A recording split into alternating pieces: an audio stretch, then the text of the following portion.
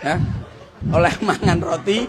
Ya ta? Ya. Kan senengamu ta iki? Senenganku. Ya gandum senengamu. Oleh mangan roti, tapi ning aja nganti ketekuk tanganmu ya jajal. Ya tetep iki gampang kok, Dik. Nah.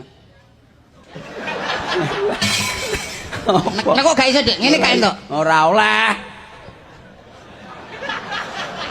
Ora. Ayo. Kaya kadal anyang-anyangen to kowe dadine.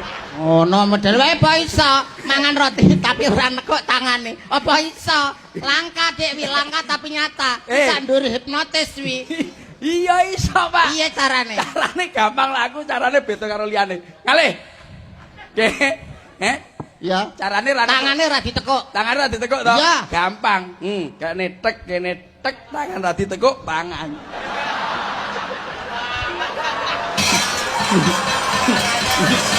Oh, wis.